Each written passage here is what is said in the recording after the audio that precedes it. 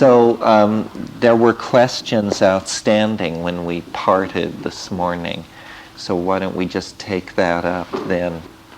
I used to drive up to Esalen in the 60s. I drove through Big Sur. There were thousands of hippies who lived in the woods in various states of grace. It seemed that they were actualizing the new paradigm of which you spoke. So I drove up yesterday. There was no hippies, not one. I don't think anybody's living in the woods here anymore. Where have they gone? What have we done wrong? The door seems to have slammed shut on that paradigm. And is it our fault? Well, I mean, as somebody who lived through all that, I guess it was the hardest lesson that we had to learn was how big a revolution you can have and how quickly they can toss water on it and have business as usual. Eric Jansch introduced me to the term metastable. And it certainly is true that many, many things are metastable. I mean, you think it looks easy to push it over, but when you start pushing, you discover that the Leaning Tower of Pisa goes 800 feet underground or something, and it's not moving anywhere.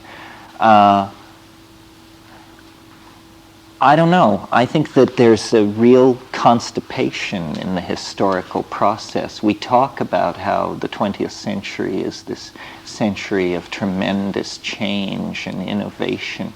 But actually, they've been remarkably successful in forestalling any true outbreak of the future. I mean, the most science fiction moment in the 20th century, or one of the most science fiction moments to date, is probably 1939. I mean, if you think about 1939, if you think about the V-2 rockets raining down on London, and Germany in the grip of a leader with a genetic race theory that he plans to establish for 1,000 years. This is science fiction style talk, rocket bombs and master races and robot armies and all that stuff. Well, so then it was quenched. Fascism was sort of quenched. Actually, it infected everybody who got near it to the point that everybody was a fascist, but also everybody went back to work realizing very self-centered ideals. In the United States, what had happened was that paradise had been promised, the generation that would defeat fascism. But because it isn't easy to deliver paradise, it had to be tacky. So then you get Levittown and the suburbs and modular building and Bauhaus styles of design. This is an effort to create, a proletarian paradise. The Marxists talked proletarian paradise, but the American middle class actually created it during the 50s. Then in the 60s, what happened was the precondition for social upheaval seemed to be an extremely unpopular war being prosecuted thousands and thousands of miles from home. And then LSD, which was a unique phenomenon because so much could be made so easily. I mean, there are few weapons on Earth, even gas. It's hard to create enough poison gas to kill 1 million people. A guy with a small bathroom can create enough LSD to stone 1 million people. But I think that what the lesson I drew from the 60s is that history can't be rushed, and that history is not made by individuals, even righteous individuals. That you know what Shakespeare said, all the world's a stage and its people merely players. They have their entrances and their exits, and each man in his time plays many parts. It is a work of literature somehow. And the 60s, for all of what it was, it must be that it was only prelude. And they managed to get the lid back on, but I think at great detriment to themselves, because the change is like a gas. You know, if you plug the keyhole, it comes in under the door. If you plug under the door, it comes in over the transom. There's no end to it. And forestalling it makes it more violent. I mean, what I would like to see would be a conscious engineering of change where you actually anticipate social change and try and make it easier. As a perfect example is the stupid situation now in the Middle East. It's been known since the early Carter administration that we should put policies in place which de-emphasize our need for Middle East oil. So for 20 years they looked at that situation and never did anything. Now they say they have to fight a world war because of that. Well, it's just bad management is what it is. But I think that this crisis in the Soviet Union and in the East Bloc countries, which was presented as a crisis of Marxism, is actually a crisis of centralized institutional control everywhere. And that a lot of America's assumptions will be swept away. It came first to places like Czechoslovakia and Poland, but do you think that the United Arab Emirates and Qatar and places like this can be far behind? I mean, these are oligarchic states ruled by single families, dynastic lines. It's the most reactionary form of government you can have. So what I see happening in the world is fragmentation on a vast scale, to be applauded in all cases. This is not a bad thing. This is what McLuhan said would happen. It isn't going to be a world federalist state ruled from Geneva with a spaceport in Antarctica and all that malarkey.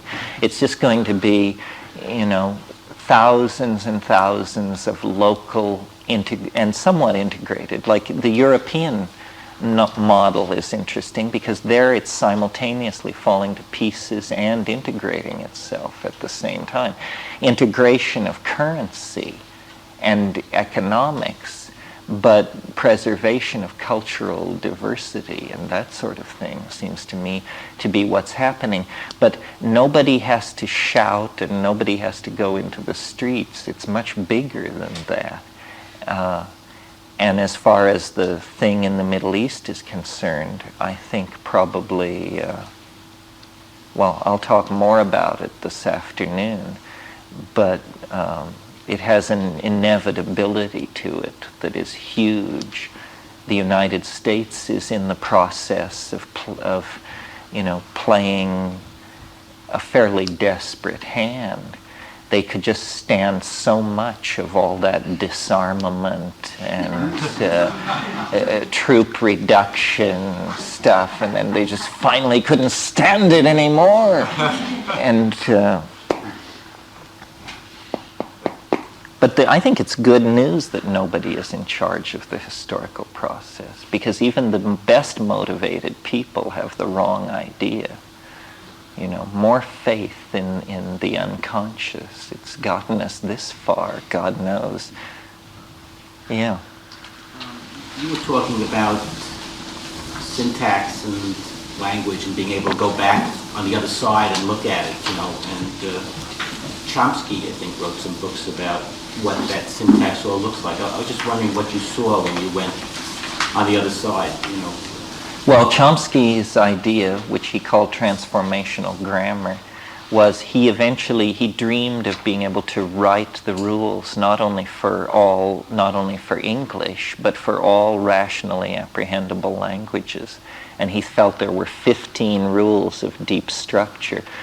I never could really understand the fine print on Chomsky. It seemed pretty tormented to me. What I discover most spectacularly in the DMT state is there are these entities there, which I call self-transforming machine elves, and they look sort of like self-dribbling jeweled basketballs. And they have a linguistic intentionality. They want to communicate. The songs that they sing condense as objects in three-dimensional space. I've compared them to the eggs of Fabergé, but that does them, they're much more interesting than that. They are like crystalline, jeweled, semi-see-through, opaque, movemented things which look like sculptures, but you can tell while you're looking at them they're actually sentences. And the sentences are saying themselves in some weird way. And in the way that a good sentence, a good long sentence, has all its clauses operating and its articles rotating smoothly and its gerunds running up and down their tracks and everything. In the same way that a good sentence does that, these little objects have this same kind of linguistic coherency. Well, then what the entities in this space are doing is they're urging me, the percipient, to explore this and to do it, to sing these songs, to make these objects condense. And I've spent a lot of time trying to figure out what this could possibly be about. In terms of new ideas about it, the only new idea I've had about it is it's occurred to me with some force over the past year and a half or so, that the conclusion that I never looked at carefully because my mind tried to shy away from it was that maybe these things have something to do with the dead. That if you were to ask a shaman what these entities were, he would just say without hesitation, oh, well, these are the ancestors. These are the spirits of the ancestors. There's a hair-raising quality to contacting these things. They are both very familiar and yet somehow freakishly bizarre. And the presence of the familiarity with the bizarre creates a kind of cognitive dissonance that's very,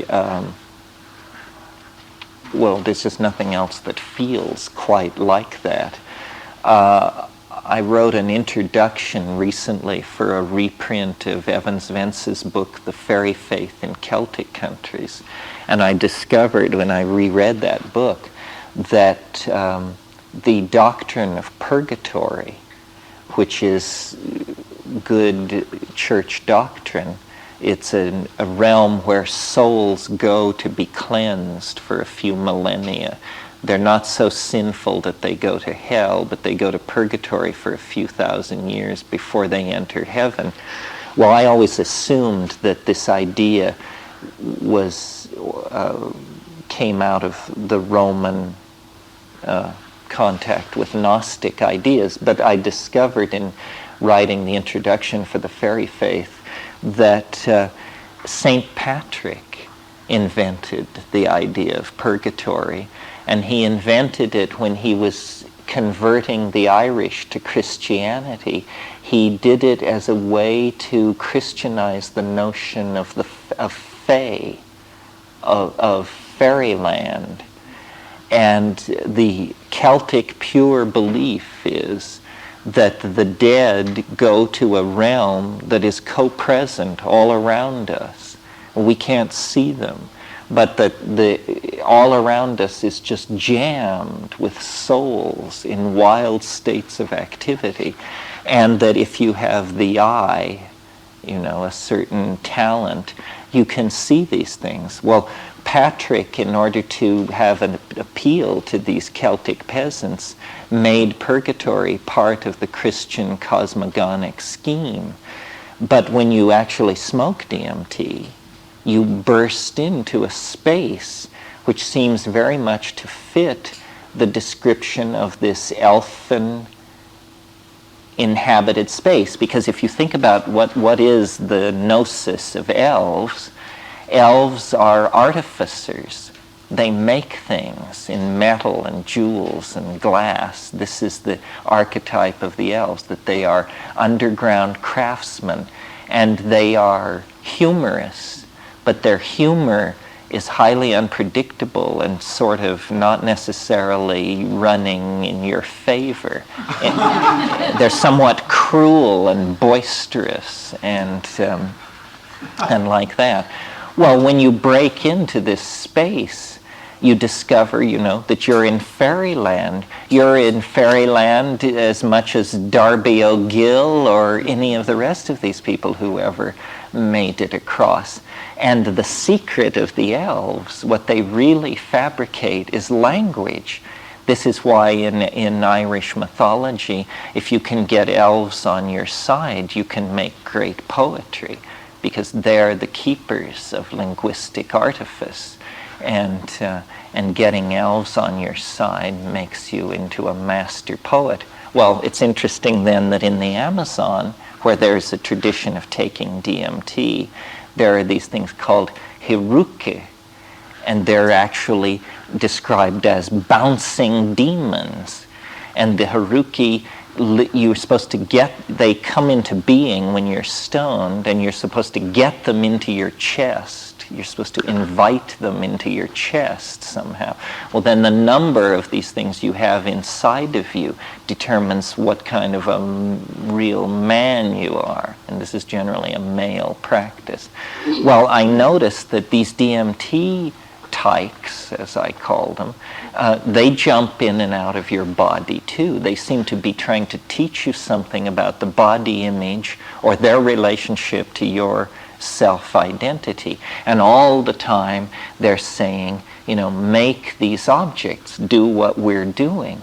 Well, then you go down to the Amazon, to the Icaro singing ayahuasqueros, and they are using voice to make objects.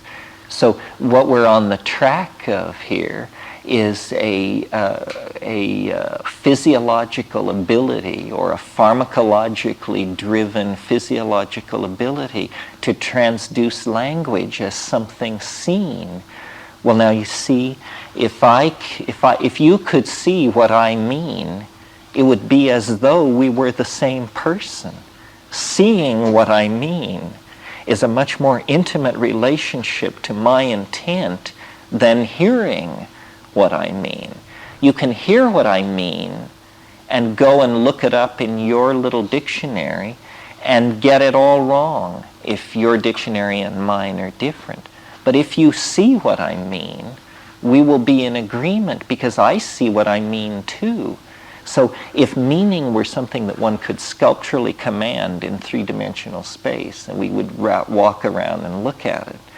Well, part of what I was doing in Linz in Austria was trying to get these virtual reality people hooked into this as a concept. Because you see, with the present virtual reality, do you all know what virtual reality is? Everybody knows what it is. Virtual reality is a technology where you put on a helmet and you have and then you think you're in this place, some other place, under engineering control. Well, what you could do is you could slave the parts of English speech to geometric objects, so that, for instance, every time you use the word "and," a rotating turquoise dodecahedron appeared over your left shoulder. Similarly, all the parts of the dictionary could be slaved to physically or to visually beholdable objects. Well, then, as I would speak, this thing would be happening over my left shoulder, a kind of self-constructing grammatical tinker toy. Well, I maintained that very quickly people would stop listening and start looking, and that they would be getting it. In fact, they would be getting more than if they were listening, because the way in which these syntactically visible parts of speech can be connected and shaded and presented and emphasized and italicized and underlined and brightly colored and set in different fonts and so forth and so on. In other words, many more dimensions to the intent to communicate can be brought into play. And I think this is what technology is probably driving for, and what the psychedelic experience will inspire, is this kind of sculptural linguistic modality where meaning is something that we behold. Yeah, Nina. Would that apply only to the visual type? I mean, there are people who respond more to auditory messages. Well, we have to find out whether there are visual types and audio types, or whether there are generalized human biases embedded in cultural conventions. You know, McLuhan talked about how at the inventing of printing, there was a shift from the eye culture, as he called it, to the ear culture, that before printing, if somebody gave you a piece of manuscript, it was in cannabula. It was written, it was manuscript, and therefore you had to look at it. After printing was invented, every E looked like every other E, and so print acquired uniformity. And uniformity, you don't, when we read, we do not look.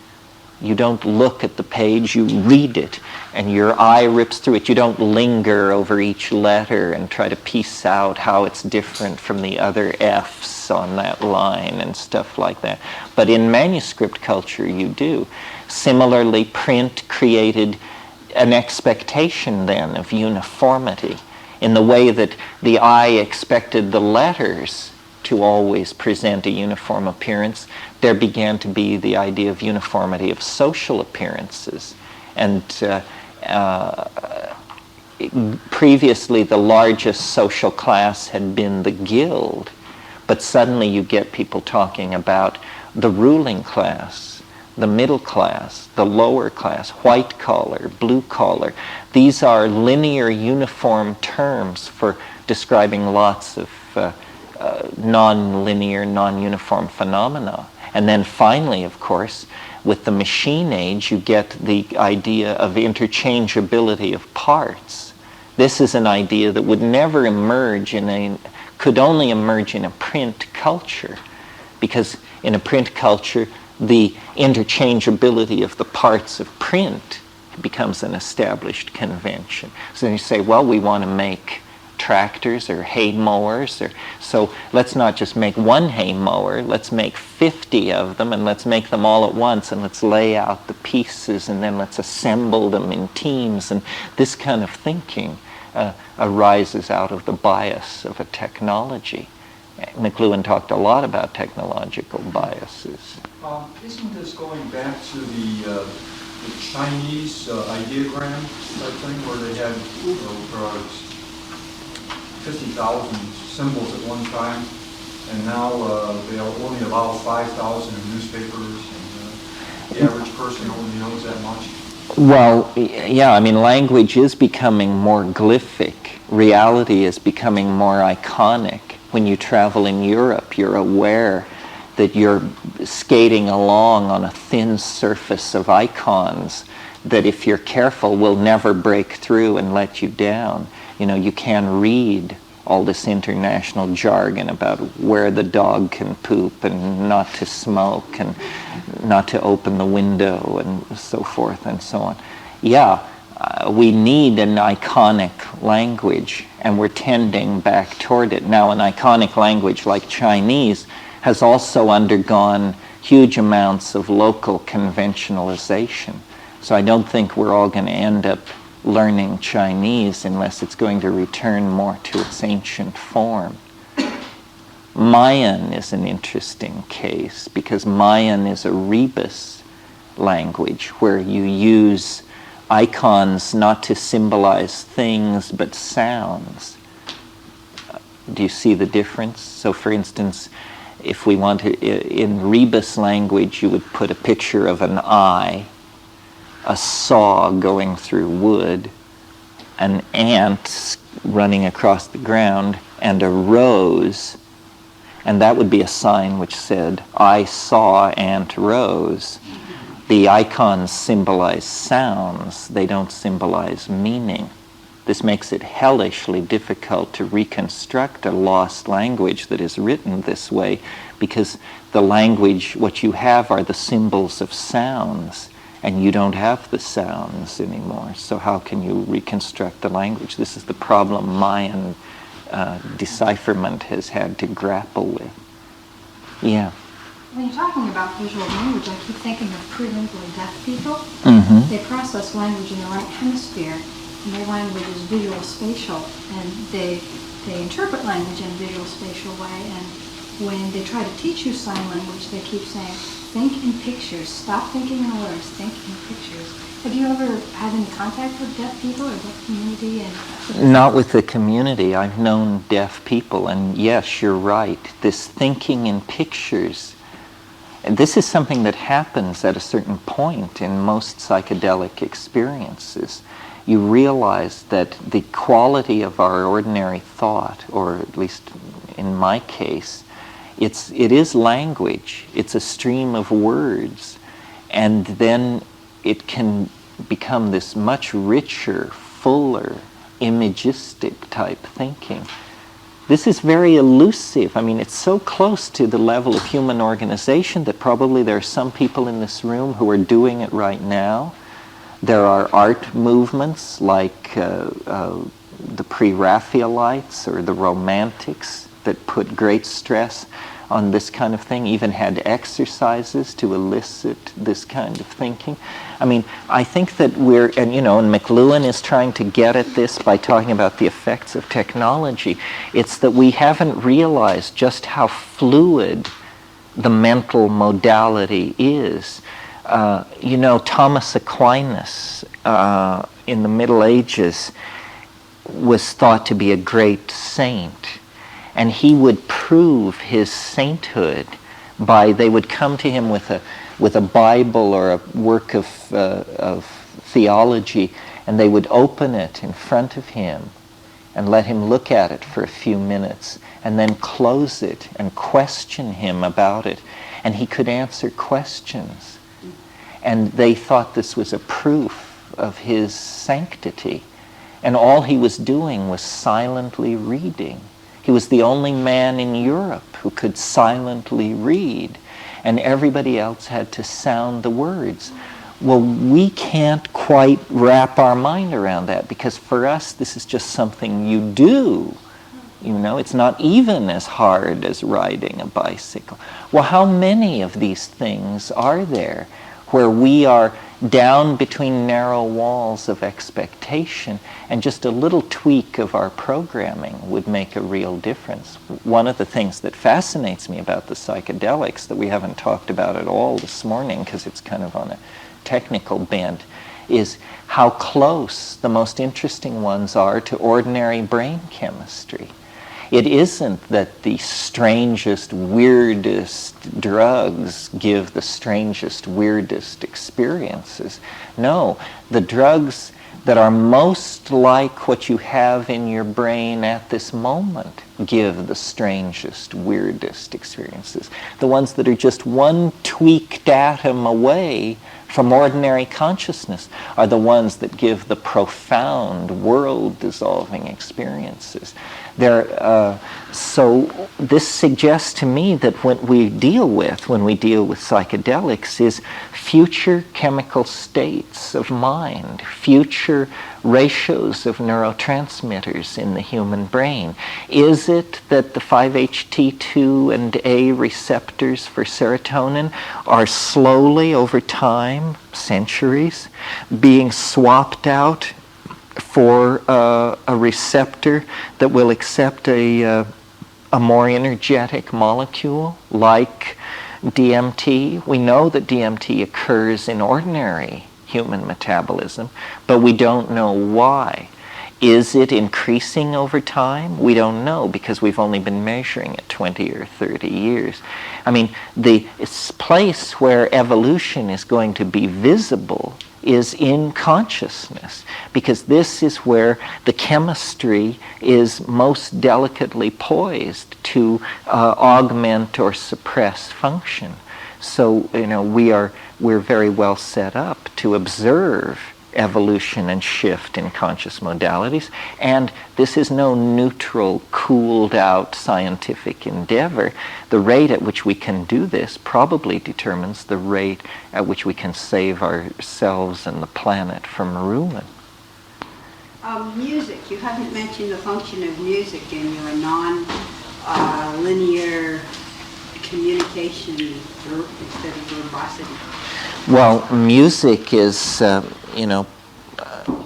this very old form of art which appeals to this thing I'm talking about, not quite with the kind of linguistic specificity that maybe we would desire ultimately, but music is a language of emotion that hovers between the seen and the heard pretty ambiguously.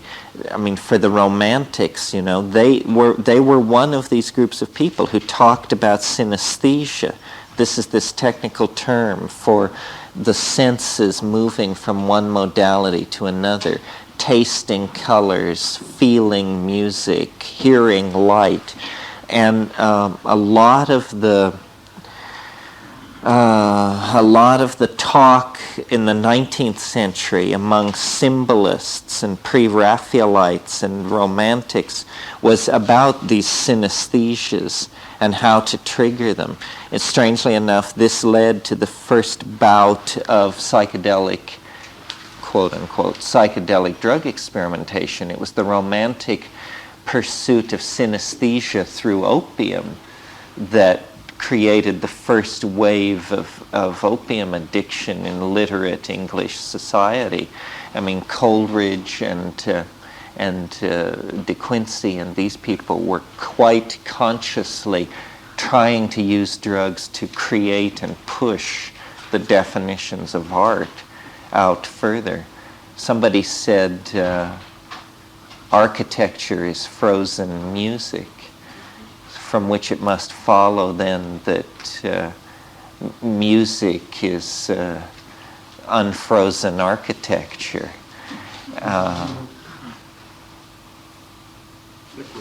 Liquid architecture. The architectonic quality of hallucinations when they're driven by music is very striking, and the way in which all these things come together, it has almost a kind of Gothic elegance. The way tone can be used to create impressions of large vaulted space and this sort of thing. I mean, it's really an unexplored thing, and I think technology is going to teach us a lot about making that kind of art in particular. Yeah. We talked about being in Czechoslovakia. Did you have opportunity to talk with or study with the teachings of Václav Havel? Václav Havel couldn't see me because he had Margaret Thatcher. It's true. Frozen architecture. No, I mean, Czechoslovakia is an interesting case because you can see, Prague's reputation before the revolution was that it was the gloomiest city in Europe. And you can certainly see that it would have been a gloomy city if people had been marching around in uniforms and there had been bread lines and fear and loathing. With communism gone, people stay up all night and dance in the streets, and suddenly it just looks charming and unwashed, and we just need to get the soot and industrial grime off all this Jugendstil and Art Deco architecture, and it will be just fine. The thing about Czechoslovakia is, if you scratch a Czech, you find a Celt. Because the Celts were there a long, long time ago, building fortresses on all the hills, and when you look at the people in large crowds, of which, my God, do they know how to get crowds together? There are crowds of them everywhere. They have that same Celtic cast that you get at a West Coast Grateful Dead concert. I mean, everybody has brown hair. Czechoslovakia was exciting because all these places have an opportunity to redefine freedom, to be even more free, to push it further. And what I was doing there, to have a mission, to have a reason to be there, was visiting the National Museum Department of Mycology and leaving off spore prints and growers' guides with people in the department who I thought might like to grow psilocybin mushrooms. And being good Slavs, they were very open to this and very excited by the idea of growing mushrooms. Cultures can be divided into mycophilic and mycophobic. And mycophobic cultures are like the English, for whom all mushrooms are toadstools, and you should put it down because you don't know where it's been. This is the basic English attitude. Well, then Slavs and Celts, there are hundreds of words in these languages for mushrooms, and lots of it without it. So you can imagine that it's a different attitude. Prague is further west than Vienna. It's the real center of old Europe, and of course, because of the court of Rudolf II, it was the court of all this Protestant alchemical political plotting and lots of intrigue. That's why we're called Bohemians, is because that radical style of free thought began in the principalities of Bohemia, with people deciding nobody should wear clothes, or we should get rid of money, and then everybody would do this, until the local bishop would get an army together and come and kick some sense into everybody. But over and over in Bohemia, this kind of outbreak of radical free thought was typical. Yeah. A year ago, I was fortunate enough to sample some ayahuasca in the company of a medicine circle. And during the first part of it, I was enraptured by these glorious visions. Then there was a sudden shift of perspective, and I realized suddenly that the visions were all taking place on the side of a snake, a large, giant snake. And the visions were actually being projected on its skin, and the snake started writhing and moving. And later, I found that most of the other people in the circle were having visions of snakes too. And then recently in Shaman's Drum, the later Shaman's Drum, there's a series of wonderful ayahuasca paintings, and almost all of them have snakes in them. What do you make of that, Terence? Is that a common thing with ayahuasca? Well, it's an interesting question. Why do drugs have identities like this, and do they have them? And well, the answer is yes, they certainly do. And it's one of the puzzling pieces of information that I always keep in front of myself when trying to understand these things, that it's irrational that, for instance, no matter who you are, Viennese Jew, Icelandic ski instructor, Irish pub owner, if you take ayahuasca, you will see large snakes, large cats, and dancing black people in this order of statistical frequency, with black people being not as common as cats and snakes, cats being not as common as snakes, snakes being the most common. Well, what's going on here? How can it be that a chemical compound that can be defined down to the quantum mechanical positions of the atoms nevertheless seems to carry informational content of some sort? Well, I don't know, but here is one possibility, and maybe there are others. Maybe this is support for Sheldrake's hypothesis of formative causation, that actually around the drug a complex of ideas has accreted itself in some kind of psychological hyperspace. A pattern has been worn in hyperspace, which is the pattern of how this drug works. And it's really, in some sense, a composite of all the trips of all the people who ever took it. Well, since for the first 20,000 years, all the people who ever took ayahuasca had snake and jaguar fear as a major source of anxiety. We discover that up front.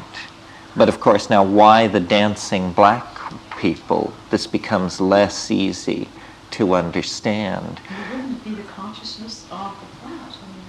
Well, this is the other possibility, see, that the reason these things are so message specific is that this is the plant. This is its presentation. Like with ayahuasca particularly, its language is visual. I mean, after a strong ayahuasca session, your eyes are bugging out of your head. It's like a visit to Madison Avenue to buy prints. I mean, you've just looked at so many prints and looked and compared the Bruegel to the Bosch and the Bosch to the Buffon, all this stuff. You know, look. And, but then, for instance, with mushrooms, it's actually verbal. It speaks, it tells you things in plain English, in a conversational mode. I don't understand. The more I live, the longer I see of all this stuff, the less I feel that I understand of what is going on. Don't you think there's a consciousness in the plant? You mean a psychedelic plant like that? Well, maybe all sorts of plants, I don't know, but it depends how you... Yeah, but why would it have one presentational mode over another? Because it's a particular chemical composite that becomes its own unique life force or composite biology or whatever. But that in that it has its own consciousness. Well, I guess this is what we're left with, that these are the masks by which we understand these things. What happens with the mushroom is it always has a presentational personality.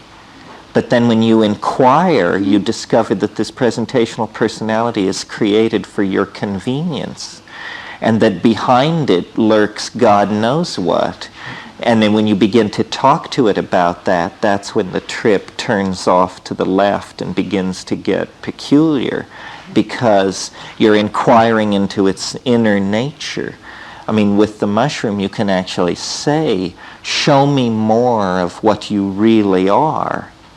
And immediately, the trip will take a turn away from the dancing mice and all that cheerful, hypnagogic riffraff, and towards something, woo, say, okay, that's enough of who you really are. Reassure me now. So yeah, these things are like personalities, minds.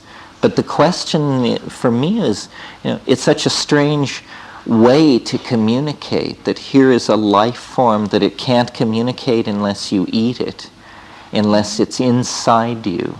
And then somehow the moire of its being and your being mesh together, and then these images spring into being.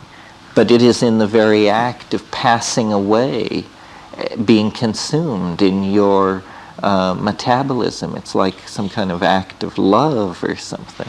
Do you ever ask it what it's like having eaten you or being digested? What is it like to take a person? Yeah.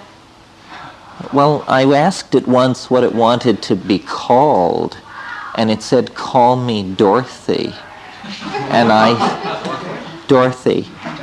And I said, why? And it said, because this seems like Oz to me. I just report these things. I don't know why it wanted to be called Dorothy. Or When you say it turns left, when you take that point of inquiry, the trip goes in another direction. And then you've had enough, or you say, all right, already, I want comfort. Could you say a little more about that?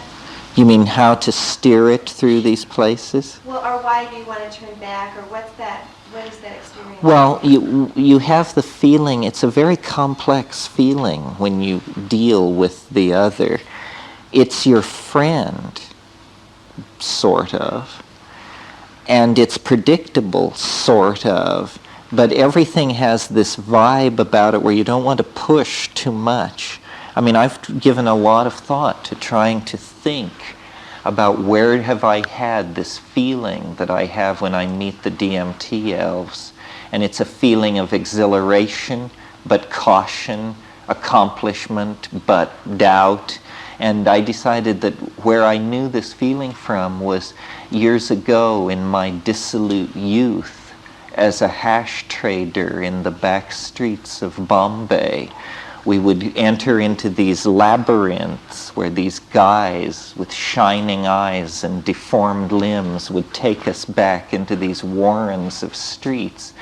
And they would know that we had enough money on our body to ransom them all for 5 years' income. And we would know that they knew. And yet we would be there to conclude a business deal over a psychedelic substance.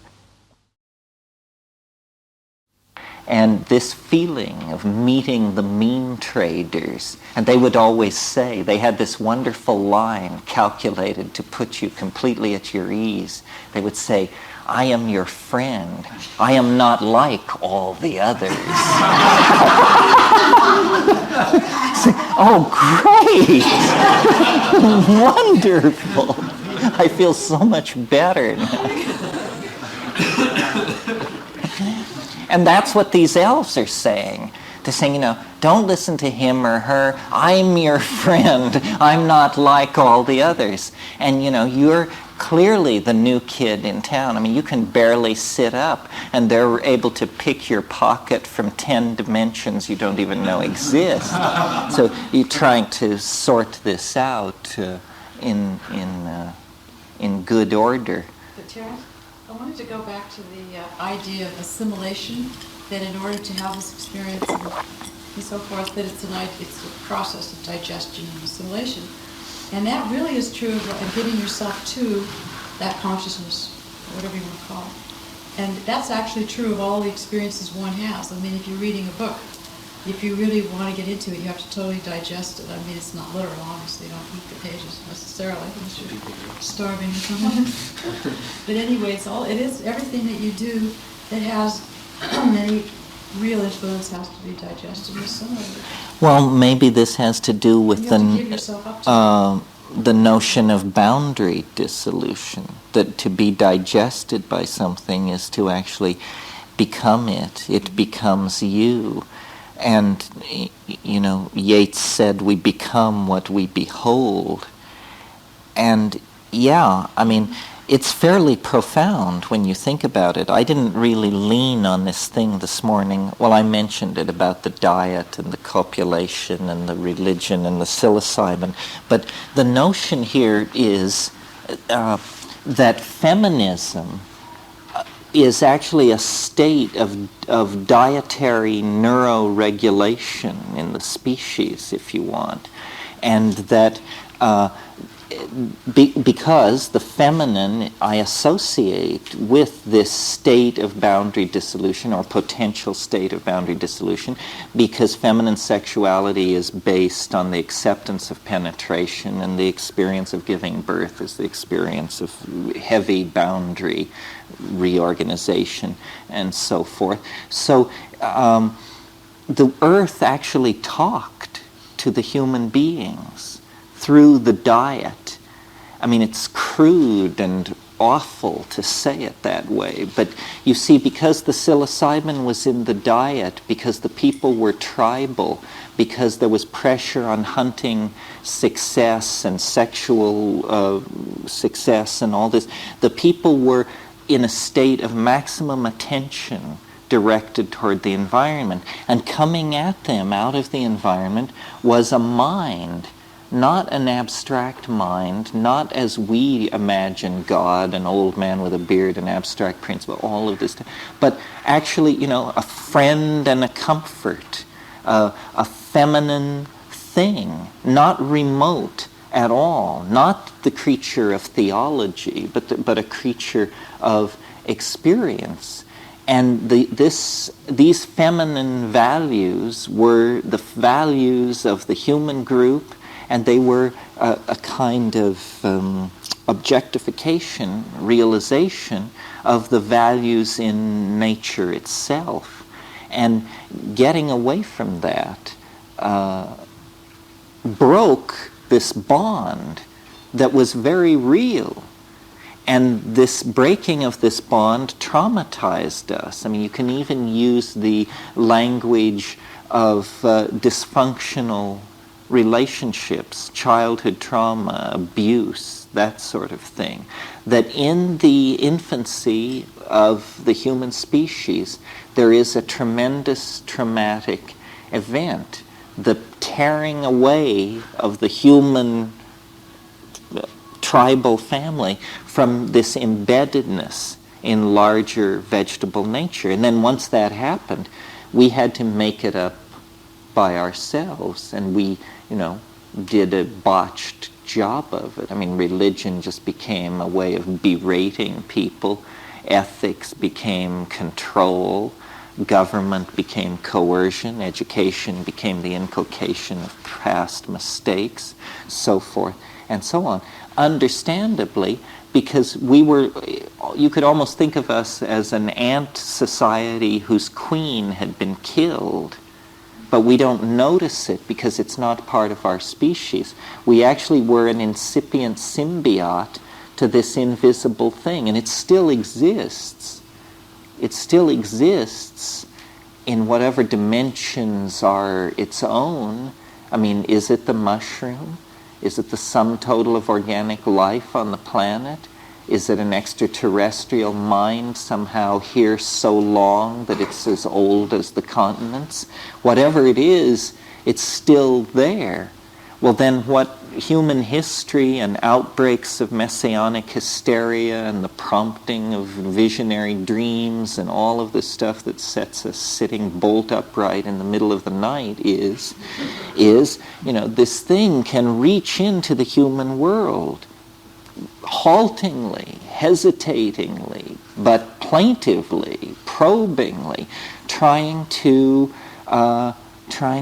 bring us back, calling us to some kind of return, trying to reconnect the broken circuit of history. And this is what is the cause of all the nostalgia for paradise, the belief in a vanished Eden, a lost Atlantis, so forth and so on, and all the utopian yearning, the belief that, the extraterrestrials will come and kiss it and make it well, that we will somehow be rescued from our own folly, that dead Galilean politicians will walk again among us. And all of these ideas that are overthrow of natural law for the purpose of saving us in a drama of cosmic redemption. Well, it's like a psychological process. It's like somebody digging into their stuff. And we all start out with the assumption that our childhood was perfectly normal and our parents were fine people. And then you start digging and separating and working and looking, and then the picture becomes much more complicated. And I think the human attitude toward drugs, the fact that we can addict to 40 or 50 substances and yes, other animals form addictions of various sorts, but nothing like this. Clearly we are in a state of permanent chemical disequilibrium. We will gnaw door handles, sniff paint thinner, tobacco, heroin, you name it, thousands of alkaloids, bury, dig up stuff the pig wouldn't eat, and then pickle that, and then eat that. All this anxiety and disease around the problem of food is that we're looking for something. Well, then every time somebody finds it, then a huge shriek goes up from the body politic that it's illegal what you found. It's unacceptable. This behavior cannot be tolerated. People who smoke joints of marijuana, the chief of police in Los Angeles wants them shot like dogs in public places.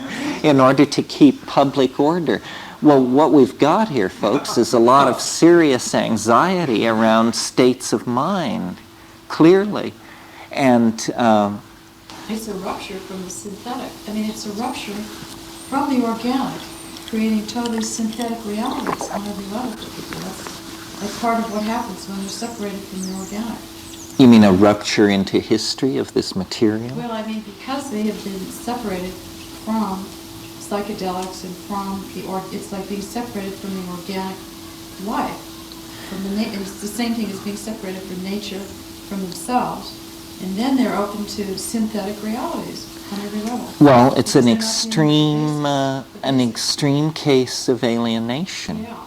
Over like 1,000 years. I mean, yes, we're so alienated, we don't even know how alienated we are. I mean, things built into our language like the subject-object dualism, the assumption of science, that spirit doesn't exist. This is what they've been busy at for the last 400 years, is exercising spirit. From the late medieval cosmology, we inherit a world entirely animate with spirit and angelic beings running up ladders and performing all kinds of miraculous tasks and things.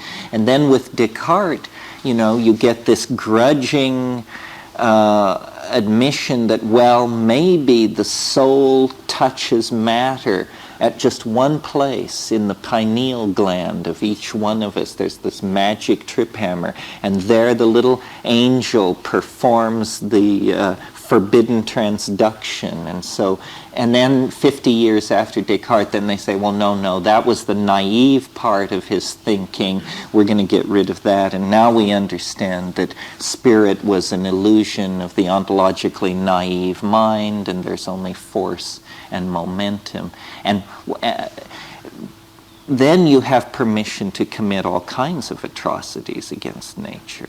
Although the permission to commit these atrocities has been present in the Western tradition for a very, very long time.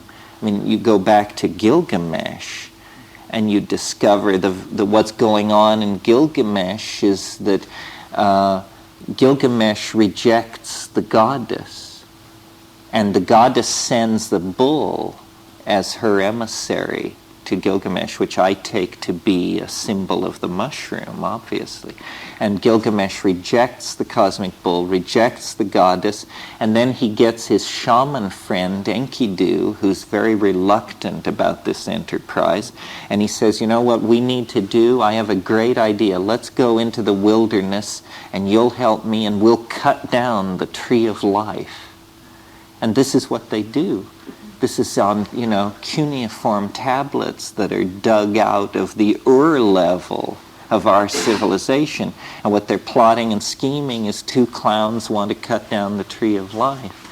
So this alienation goes very deep. That's why the psychedelic experience is illegal and repressed and suspect. It's because nothing less than the whole kit and caboodle of this civilization hangs in the balance against it. It is forbidden to know that the dynamics of the mind have such depth and breadth. We are supposed to live in a narrow canyon of consciousness, walled in between awake and asleep, and anything else is considered pathological. And we make a little place for artists as long as they don't get too uppity or obscene, and otherwise it's all closed off. Well, breaking into this is, breaking through this is this recapturing of the birthright that I've been talking about. Other comments, yeah. Every time I eat mushrooms, I go through. There's three things that happen to me that invariably happen, physical things. And I wonder what you make of that, or if you have it. I know you have a couple. But one is a tearing. I always tear, and then I always go through a phase where I start to yawn. And the yawning, then I start making a sound. It's like my head becomes an echo chamber. And it always happens to me. And I play with that sound a lot. And then I heard the Kyoto monks, and I go, that's the sound. It's the same sound. And I've heard you discuss the sound before. And well, even in the pharmacology textbooks, the yawning gets in for psilocybin. It makes you yawn, they say, and it certainly does make you yawn. The tearing, it also makes you tear. It makes your nose run a little bit about at the 40-minute mark. The tearing I associate with the actual moments when the visions are occurring. It seems as though your eyes produce a lot of water. And the tone is, pretty basic to the presentation of these things. The way it works for me usually is I take it on an empty stomach in silent darkness, and at about the hour and 10-minute mark there's visual streaming, nothing much before. I mean, running nose, restlessness, need to go to the bathroom. One of the things you don't want to do is once it begins, I think it's very important to stay still, and you will get into loops where it would be better to be downstairs. It would be better to be on the other side of the room. It would be better. This is the small, tinny voice of true madness trying to push you off your point. And you just say, no, it wouldn't be better downstairs, and it wouldn't be better across the room, and it's better right here. And then at an hour and 20 minutes, you get visual streaming, which are these, I've also noticed they occur after orgasm. They're like purple after image, kind of amorphous jelly bean shaped lights that are passing by. Not very interesting, but they indicate the onset of something is happening. The synapse is coming to the potential for the thing. And then I usually smoke cannabis to sort of push it over the edge.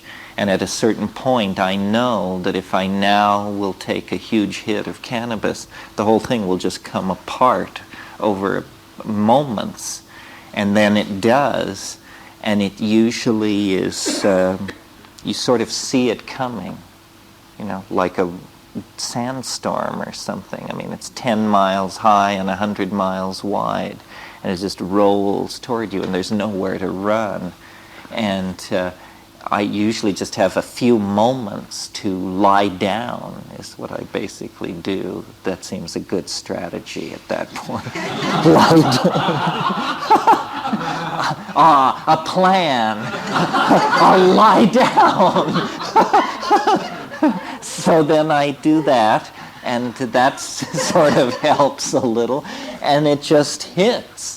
And you would swear that, everybody from Vancouver to San Diego just hurled themselves underneath their desk because it's like an asteroid striking the Earth or something. I mean, everything gives way. You have these images of, first there's light, then there's heat, then the instruments which record light and heat themselves disintegrate and vaporize and begin to move outward. And there's just, a linguistic zero zone where language will not operate. It's like ground zero, and then this goes on for a long time, and the viewpoint keeps telescoping back until finally the viewpoint is outside the blast zone, and then you can begin an inward description of it. Say, it's like this, it's like that, it's telling me this, it's telling me that. Other times it's this Irish elfin band thing where they come literally tiptoeing through the tulips, and you hear it far off like the tinkling of bells, and then it just gets louder and louder and nearer, and then you see it, and then it's around you, and it's like that's it's like a Bugs Bunny cartoon directed by Tristan Tzara or something like that. I mean, it's quite zany, unpredictable. The thing that always impressed me about psychedelics was the way in which it could convince you that you could never think of this, and that was the the stamp of authenticity, the fact that it was moving faster than your own imagination, astonishing you, making you laugh, frightening you, leading you on, teasing you. It's very strange. I mean, there's nothing else like it. It's like, the Arabs used to say of the city of Isfahan in Iran in the 10th century that it was half the world because of its vaulted domes and minarets. That if you hadn't seen Isfahan, half the world lay before you. Well, it's literally true of psychedelics. I mean, half at least of the world lies over yonder in these strange dimensions. And they're not inaccessible, they're very accessible. You don't have to spend 20 years around the ashram. And yet, my goodness, we maintain decorum around them and don't break protocol and behave ourselves in the presence of it. I mean, even those of us who are supposed experts or accounted great explorers of it spend 9 times as much time talking about it as doing it, you may be sure. So, it's just a kind of a cultural blind spot, seeming to a person like myself very important, to someone else extraordinarily trivial. I mean, there was even a book published on the drug problem recently called America's Great Drug War by Treadwell, who's a good guy. He wants legalization. He's a good guy. But there's no entry for psychedelic drugs, no entry for LSD, no entry for mescaline. It's not what they're talking about, not what they're worrying about. Even the people who want drugs legalized do it with this kind of, okay, this attitude, we're defeated, we'll legalize drugs, screw it, that's it, go ruin yourselves now. There's no notion of hope, no notion of a pharmacological engineering of consciousness to any reasonable end. It's just, if you're not willing to go it alone with God's grace, well, then you're just consigned to the road to hell. Yeah. I have some friends that have used MDMA with ketamine and 2CB, and I was wondering if anyone had used that. I'm sure someone has used it with mushrooms, but I was curious if you'd heard. MDMA with mushrooms? Let me see if I can remember. I can't really remember anybody specifically doing that. All these things get done. I sort of try to warn people off of these things, and I'm a terrible party pooper because I'm just such an obsessed person that all I really care about is this very narrow psychedelic effect. There are a lot of weird altered states of consciousness around, many of them, drug-induced, and a whole spectrum of them alcohol-induced. I had that combination once, ecstasy and mushrooms. How was that? Well, I felt that right away that the mushroom was felt sullied. Sullied. Well, what sullied, I felt I violated this relationship because I had cultivated this relationship with the mushroom. And I said, what is this doing here? Who is this cheap trollop that you've dragged in? It wasn't pleasant because they both were at odds, and it was just an energy block. Yeah, synergies are a sort of unexplored area because there are so many of them. You all understand synergies are what happens when you rub 2 drugs or more together, and very weird things happen, but they're not very controllable or repeatable. What I always say to people about choosing drugs and strategies for bringing drugs into your life and your program of spiritual development or self-exploration or whatever is the most interesting drugs are the ones that occur in plants.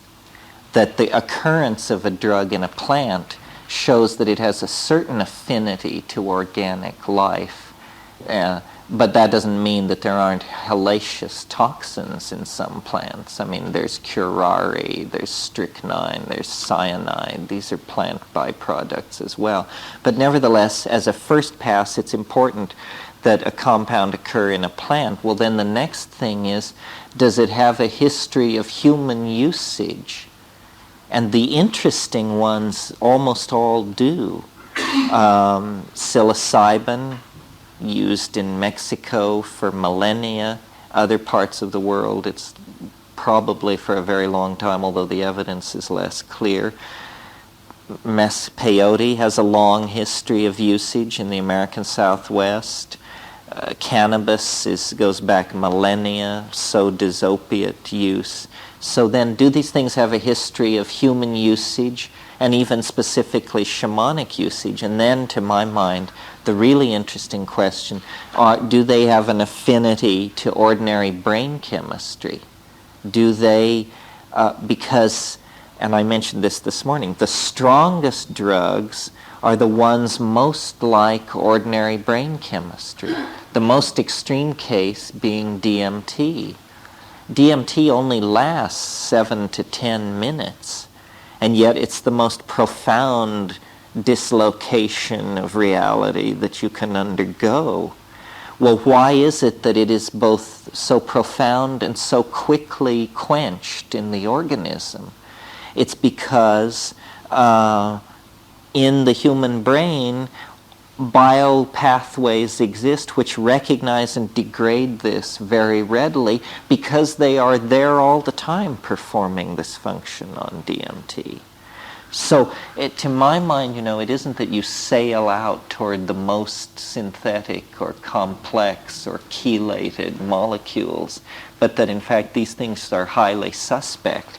That what we're trying to do is actually tweak consciousness, do reverence to the physical brain, but tweak consciousness as little as possible to get the desired effect.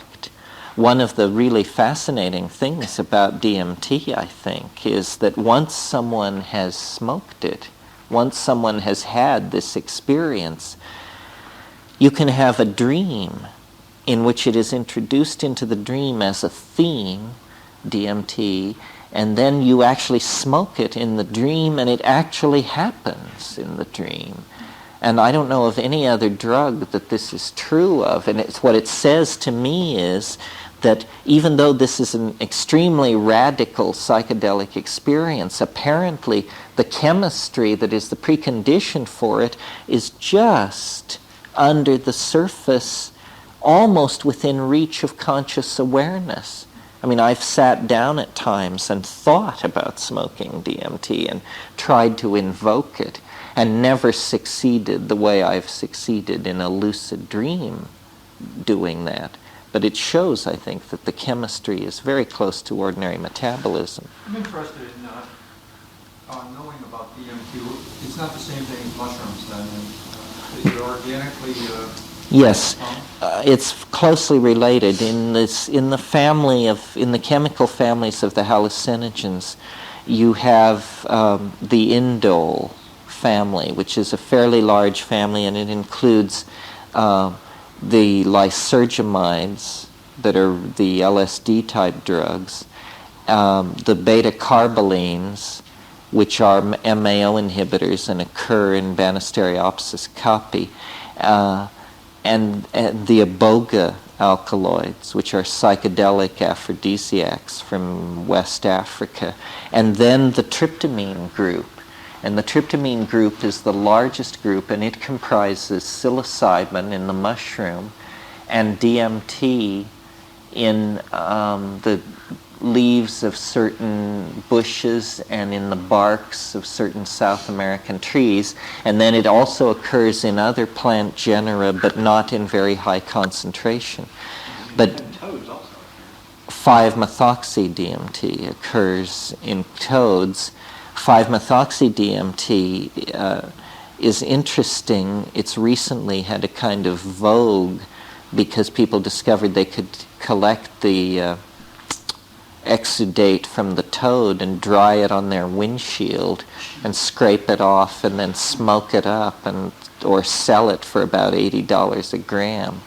That's a big thing in Florida. It's a big thing in Florida. Looking for mushrooms, and now they're out at the pharmacy. They're out there licking toads. Well, nobody actually licks toads. That's just a slander. What you do is you milk the toad onto the glass of your four-wheel drive vehicle windshield and then let it dry in the sun and then scrape it up and collect it in a film canister. I know people who really like 5-MeO-DMT. I don't care for it. I find it weirdly empty. It's not visionary like DMT. DMT is a chaos of hallucination. It is the most hallucinogenic compound there is. I mean, it's just hallucinations stacked on top of each other. I mean, in every angle, tiny demons are seen to be performing elaborate calisthenic exercises, and, much else is happening. But when you do 5-MeO-DMT, for me at any rate, it was like this feeling. Yes, it feels like DMT. Yes, my heart is racing just like DMT. Yes, yes, yes. No. Nothing happened. It didn't do the thing. The other piece of information that I feel obligated to pass on to you as a spoil sport is that 5-MeO is fatal in sheep. They just fall over with their little pointed feet trembling in the air. And, I guess it's a way to tell whether or not you're a sheep. But it's a little alarming that a mammalian species of so substantial and woolly and so forth falls over dead when exposed to this stuff that you and your friends are furiously smoking up in the den. Why? They don't know exactly. It's neurotoxic. These neurotransmitters fall into narrow ranges. Sheep are sensitive to a lot of stuff. That's why they're always dropping nerve gas on them and stuff like that, because they seem to have a fairly narrow tolerance to neurotoxins. Their brains are so similar in structure.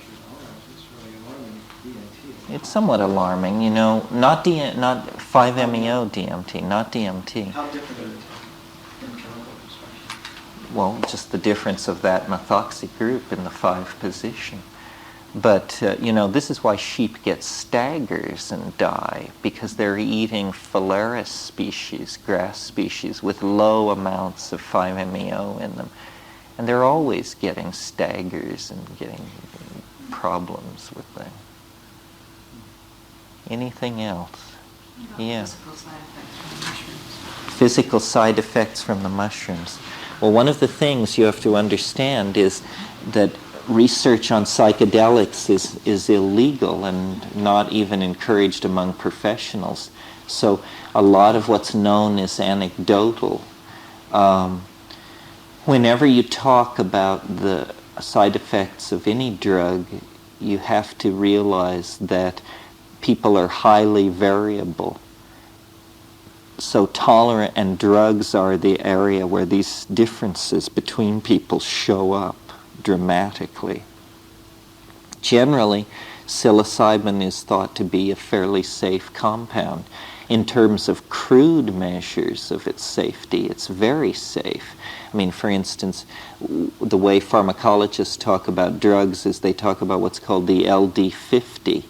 This is the horrible concept of, if you have 100 mice, how much of this drug do you have to give these 100 mice so that 50 die? The LD50, the lethal dose 50. Well, for psilocybin, it's huge. I mean, hundreds of milligrams per kilogram of body weight. So that's not a possibility. That's the cheerful news from the world of reductionist pharmacology. The problem is that when you get out there, the whole religion of taking these things holds that science doesn't know what it's talking about. So when you get out there and you have the complete and total conviction that you're dying, then you have to grapple with this. And the thing is, it's always completely convincing. And This is just something that it seems to put one through occasionally. You don't get much sympathy from straight people. I mean, they say, well, psychedelic drugs, isn't that the bit? You think you're in heaven, then you think you're dying, then you think you're God, then you think you're dying. And I thought that was what is supposed to happen. Well, as we know, you try to steer around that. If there are episodes of fear, the only thing you can do is sit it out and breathe it out and sing it out. The one thing people shouldn't do is clench up and hunker down and just go into the fetal position and stay. What you want to do is circulate a huge amount of energy and oxygen through your body by singing. This is what shamans do when they get into difficult places, is they sing their way through it. And it is ambiguous. It is complicated to go into these places. I don't think anybody voyages repeatedly into these psychedelic spaces without getting into some fairly weird stuff. What kind of songs do I sing? They're usually based pretty much on the tonality of the situation and finding a tone that I can ride out of the situation.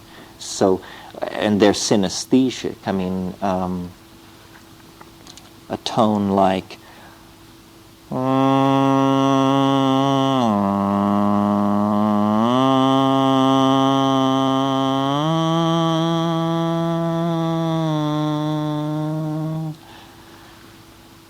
you're feeling it's doing something to you, and you can steer your way through weird stuff with this.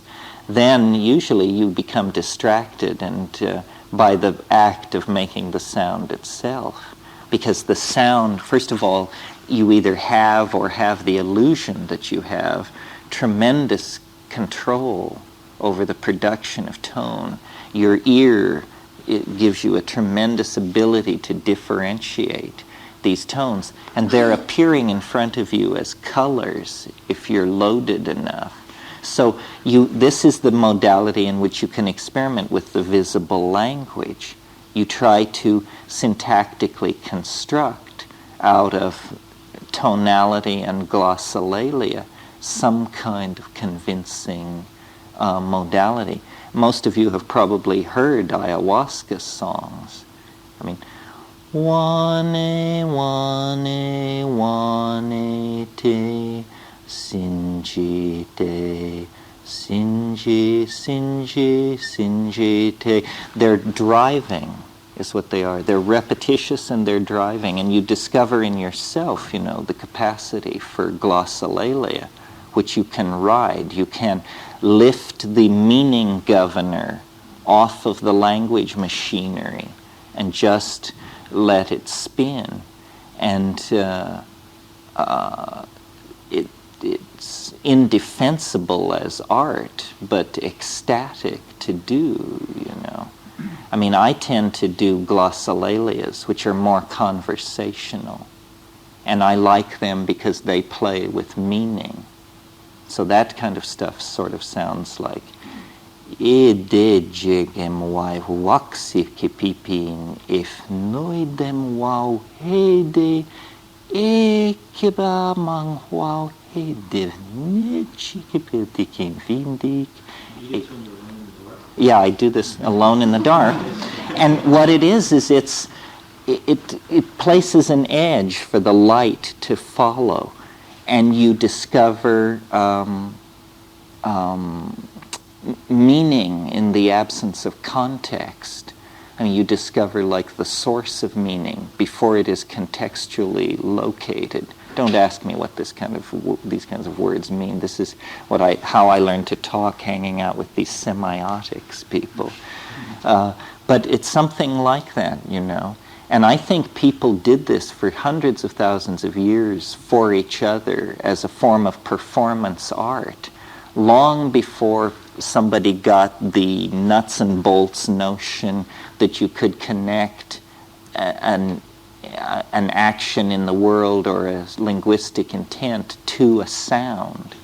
that we're just set up for this, these small mouth noises. And it's tremendously, under the influence of psychedelics, you can make language get up and walk around. I mean, you can literally peel it off the ceiling and set it dancing in your presence. If any of you have read Robert Graves' book, The White Goddess, he talks in there about what he calls an Ursprach, a visibly beheld language of primal poetry. And he thinks our anxiety has to do with the fact that we have lost the true speech, and that if you speak the true language, the Ursprach, it's a beheld language. It doesn't require the conventionalization of dictionaries. You know what you mean, and that the loss of this genetic language is what made us so maladaptive and at unease with ourselves. Yeah. Are there practices, spiritual or otherwise, that you can do in between psychedelic experiences to prepare oneself or strengthen oneself for the experiences? I don't know. I mean, I always go into it with knees knocking, and just, it's terrifying to me. I know somebody who says the attitude they take mushrooms with is that each time they pray that they can stand more. And then some people don't feel that and say that it's easy, that it's psilocybin.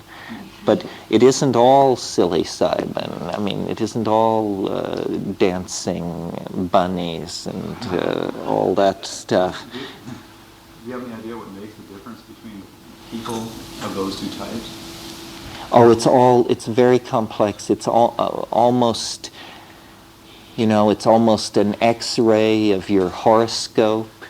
It's your own expectation.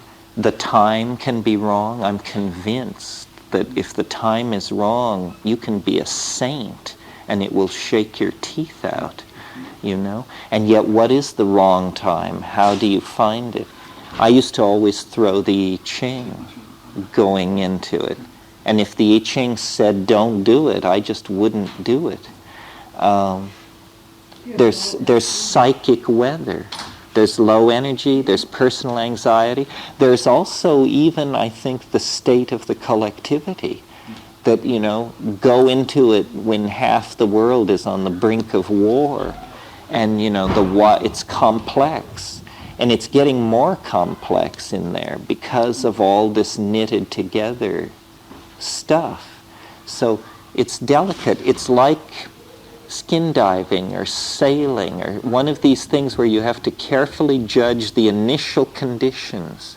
The initial conditions largely determine the end state. And then this is what shamanism is this ability to judge those conditions and call it right. Yeah, but don't you think that as an ayahuasca diet helps? Yeah, I think that what Ken's referring to is in the areas where ayahuasca is a happening thing indigenously, the shamans say that the diet is the real precondition for doing it, and how long you've kept this diet. And yeah, I think that shamanism, psychedelically practiced, is the art and science of human physiological transformation, and that by manipulating indoles and manipulating growth hormones and all of these things, a kind of superhuman condition becomes available. And this is what these people figured out in these climaxed rainforests. They had nothing else going. They weren't into metallurgy. They weren't into the purification of chemical elements. These other directions that we followed were alien to them.